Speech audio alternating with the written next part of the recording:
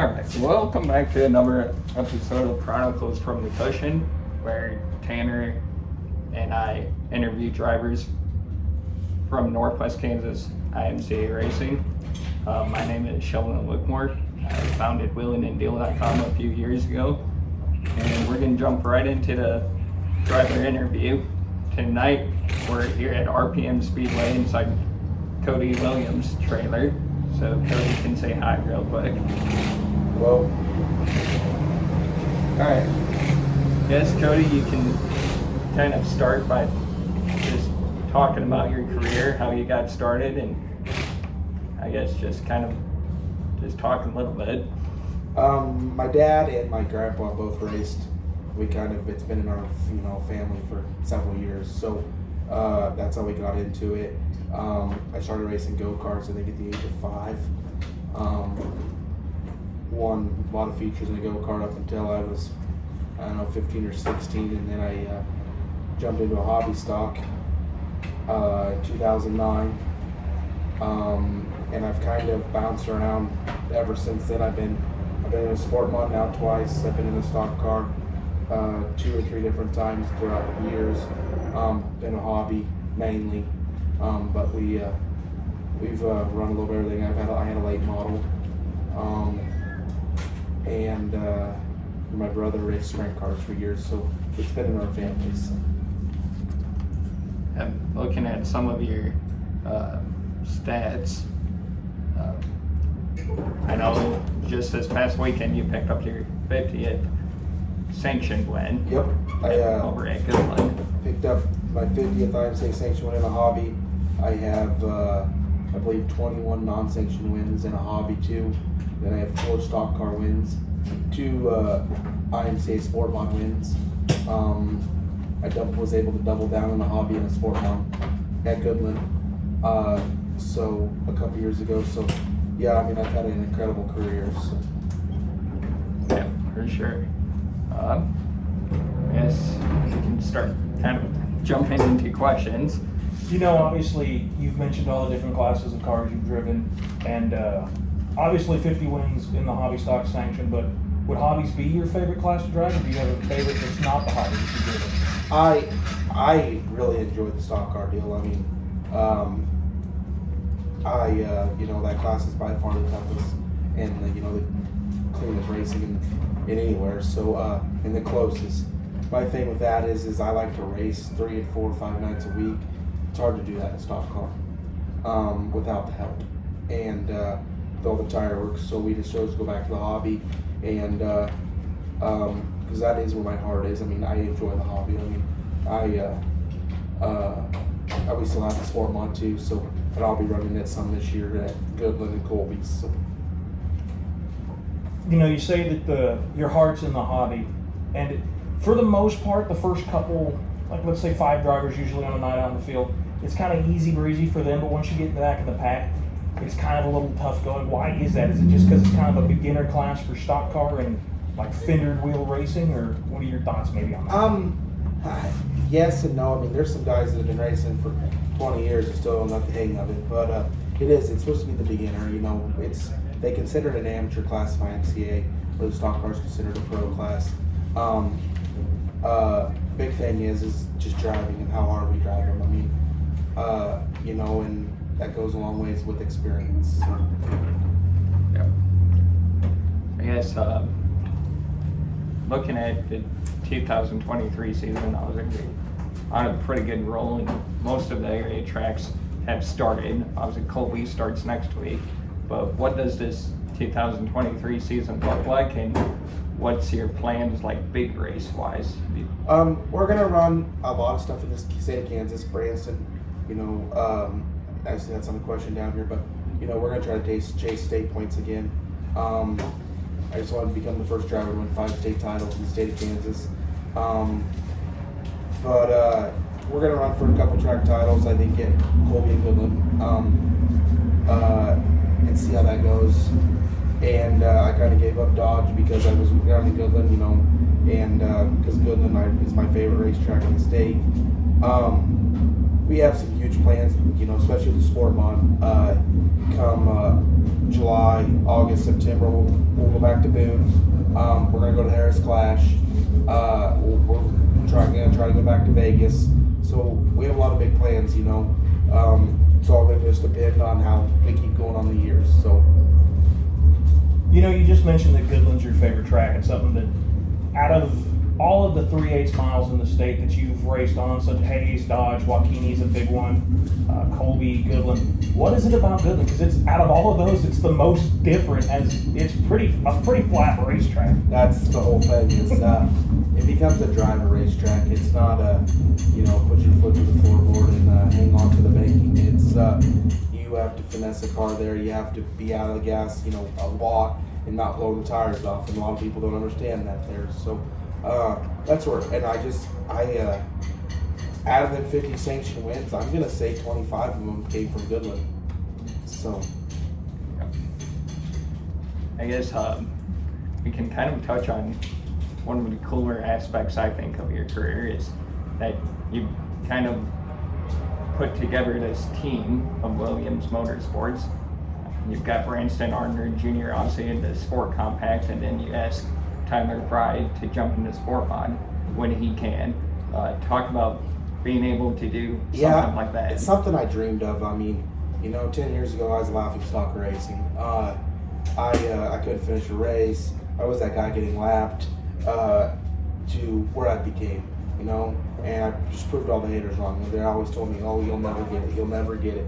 To I was like, I had a lot of growing up to do.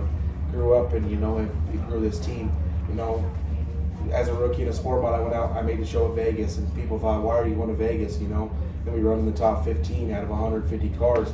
It was one of the things of, I just going to go prove them and do what what we can do. And then we grew with Branston here. He's been a complete lifesaver. He works his ever-loving butt off every week.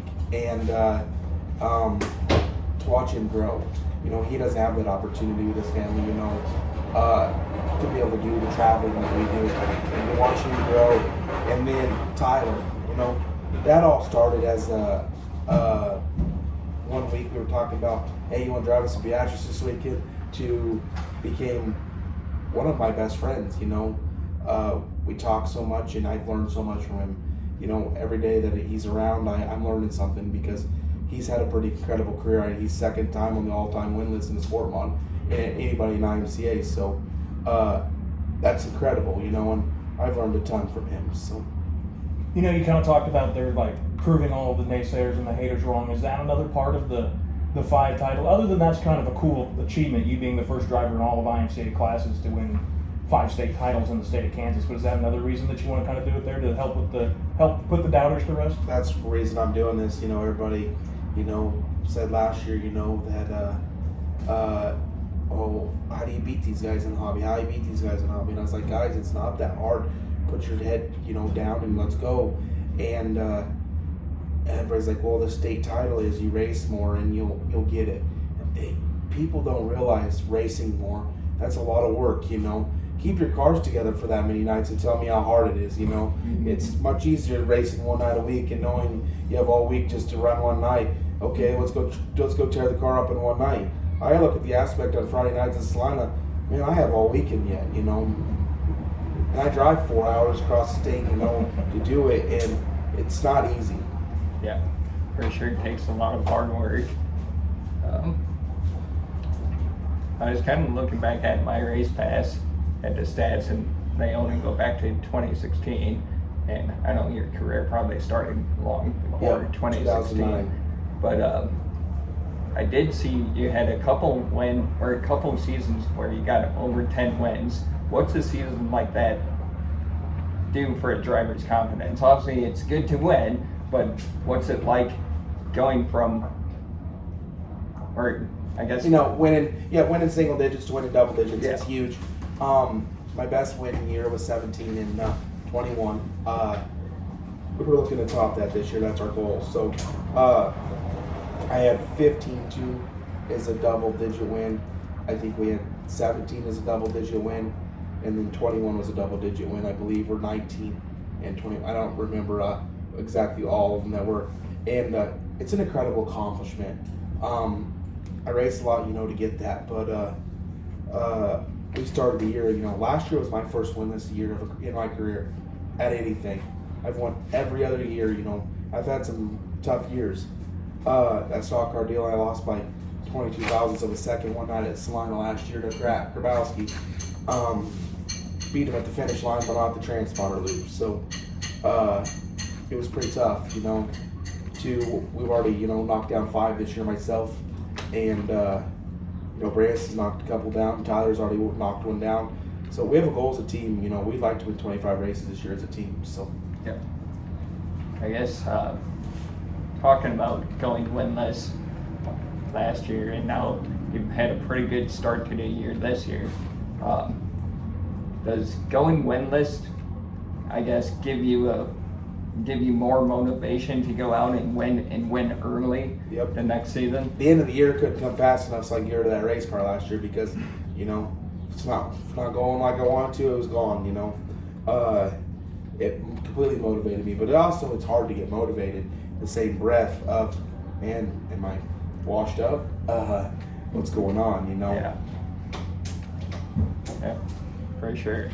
I guess, Tanner, can you think of any other questions off the top of your head? Or I had a few, but they've since left my my thought process. So okay, I don't think so. Well, Cody, if there's anything else you want to kind of touch on, we can. Yeah, I mean, people also, realize I go up and down the road like I do and do what I do, and I also have 4 kids I adopted. I had foster kids, and I have 2 more foster kids homes. There's 6 kids running around my house right now. So people don't realize, the dedication, and with Michaela and stuff, what she sacrifices for me to go up and down the road is huge, and it's definitely tough, to do, and we have a very big year planned. We're gonna run a lot of races, so we're gonna hit most of the dirt crown stuff with Tyler and stock car, and we're gonna do everything we can, to run as many races in the state of Kansas as we can. So, yeah. Sounds like a really fun year. I guess if you want to thank anybody, sponsors, or shout out any family members, it is Mother's Day weekend, so we better all say Happy Mother's Day. Yeah, I gotta thank my mom, my dad. And you talk about a fun year, it's like Wednesday I went to Stewart, Iowa, and Thursday we were on our way to Columbus when they rained out. So I mean, I'm not afraid to travel. I'm not afraid to race. It's the only way you're gonna get better. Mm-hmm. And I got a ton of people to thank. I mean, I'm gonna probably miss some, but we built a new car this year at K Chassis. I can't thank the Smith boys out of Iowa up there by Boone. These guys have won several national championships, super nationals. They almost have like 1,600 career feature wins as a family. It's huge. They've helped me out a ton. Stone Cold Restorations. I can't do without Alan with Belton Motors. He always makes sure I'm taken care of. I call him like I broke and we're on a race this weekend. He'll make sure I got a new one. He'll be like, you just get your money figured out and get me taken care of. He's phenomenal. So Razor Chassis and Sportmon, they're huge with us. BSB Manufacturing has came on this year to make sure we have any shock that we need to run what we're doing.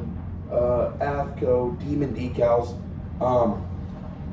I've already ordered a new wrap, and people give me crap because I order 8-10 wraps a year, but I like my sponsors to look good.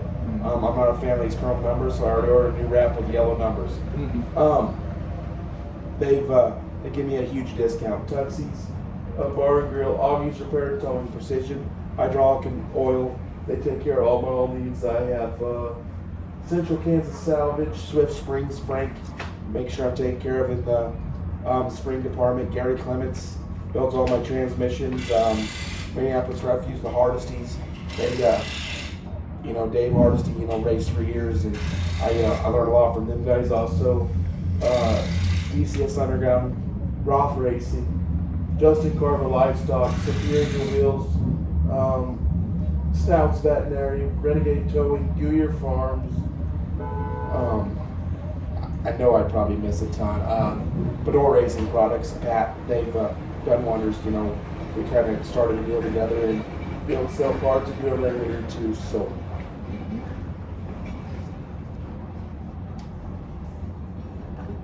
All right.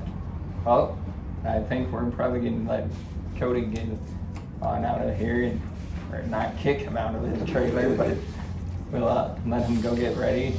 And I did want to have him autograph the 2 flags for us when he can.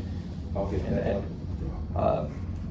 I think Tanner and I will jump into a quick recap. I know hot laps we're probably getting close to starting time tonight, so we'll try and buzz real quick through these. I watched a little bit of Dodge City last week. Probably don't really have much to talk about because I don't really remember what all I watched because I watched like 5 races at once last week.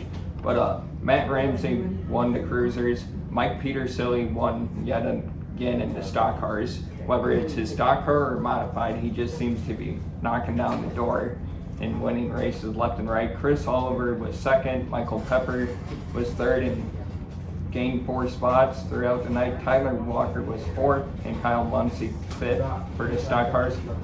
Hobby, it was Dion Pretty picking up the win. Reagan Seller finished 2nd and grabbed 7 spots. Tyler Heap was 3rd. Brendan Rich was 4th and Manuel Salazar was 5th. Sport Mod, Monty Nordyke picked up the win. Justin Lampy was 2nd. Ryan Kirchhoff was 3rd. Jimmy Brozek was 4th and picked up 3 spots. And then Brianna Mifflin did finish 5th last week in Dodge City, or at Dodge City. Modified wise, it was Clay Seller picking up another win. He's another driver who's been pretty stout to begin the year. Jake Nightingale finished 2nd, and then Jake actually won last night in Salina. Mike Petersilly finished 3rd. Brett Berry picked up 6 spots last week at Dodge and finished 3rd. He also won Salina last week. And then Danny Keller was 5th for the modifieds. And Tanner, you spent the weekend at Sherman County's opening doubleheader weekend that I should have went to, but unfortunately my car decided we weren't going to Goodland. So I'll let you talk about Goodland a bit. Yeah, spent all weekend, Saturday and Sunday at the flat 3/8 mile. Saturday night opening night, Tate Munoz got it done. The kind of cruiser setup with Tate and Angel Munoz, they're driving that one. We mentioned earlier, Cody Williams won night number 1 there in the hobby stock. Sport Mods, Eddie Bellick took the victory. Pretty kind of walk away there from Eddie in that one. Sport Mods, Blaine Walt got it done. Really no surprise there. Blaine Walt shows up to a racetrack in a Sport Mod. 9 times out of 10, 8 times out of 10, he's picking up the checkered flag. Yep. Dominic Ursetta got it done in the stock cars. I'm thinking it was Saturday. Stock cars a little bit iffy getting going. It might have been Sunday, one of those nights, but stock cars, some issues there trying to get things rolled away. And then Ted Trumbo picking up night number 1 there in the Sport Compacts. Dominated the whole race. I believe led, I want to say all but 2 or 3 laps there. Ted get it done. Branston was there, put up a good fight for a while. I believe he forgot to put fuel in the car. Yeah, ran out of gas there during the main event. Now we'll go walking on over into Sunday, the second night of the opening weekend there. DJ Yarbrough got it done on the Econos. Only 2 Econos there, but DJ able to pick up the win. The Munozes, they did not come back for night number 2.